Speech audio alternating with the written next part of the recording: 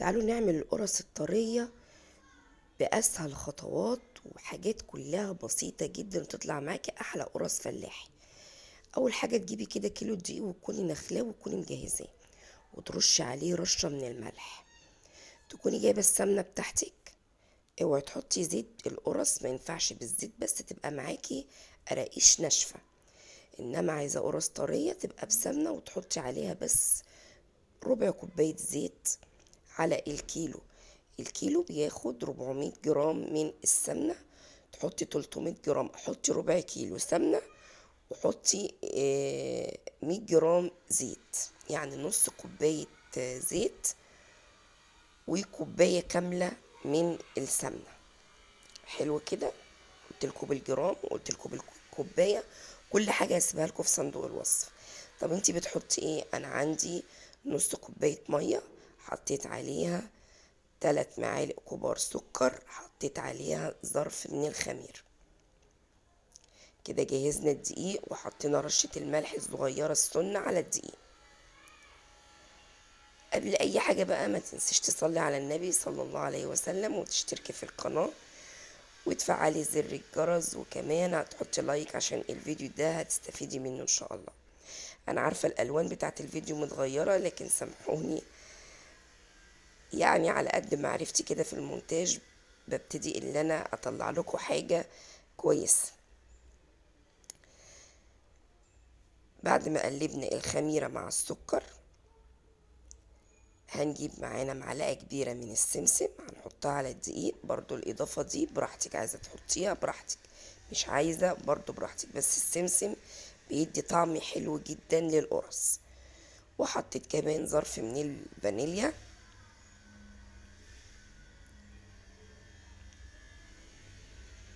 اللهم صل على سيدنا محمد وعلى آل سيدنا محمد.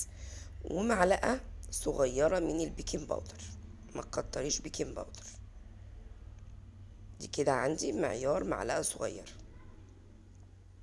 هبتدي بقى اقلب بقى الدقيق مع الحاجة ديت زي ما انت شايفاها. السمنة بتاعتي انا مش قدحاها، انا يدوبك بس سيحتها. اي نوع سمنة عندك اشتغلي بيه.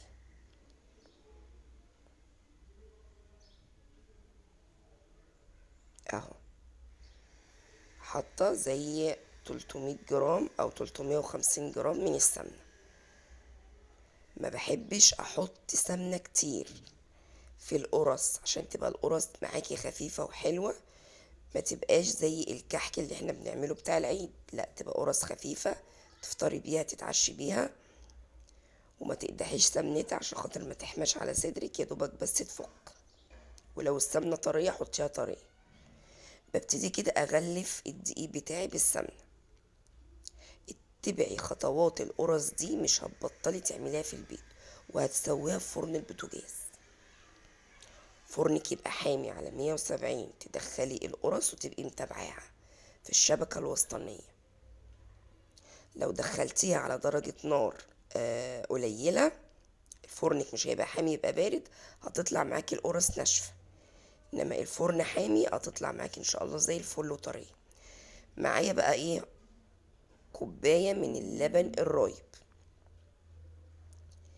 لما بيبقى عندي لبن وبيروب ما بزعلش، لا بفرح جدا، وببتدي اقوم اعمل بيه قرصتين كده حلوين طراي.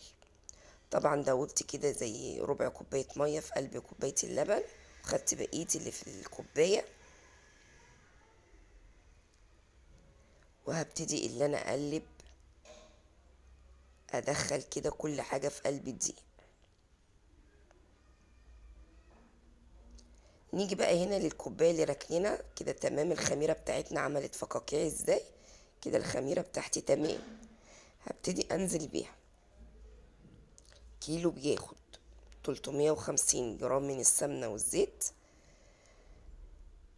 بياخد كوباية من اللبن، لبن رايب لبن عادي براحتك. المية بقى معاكي هتبتدي تحطيها تدريجيا حسب نوع الدقيق بتاعك.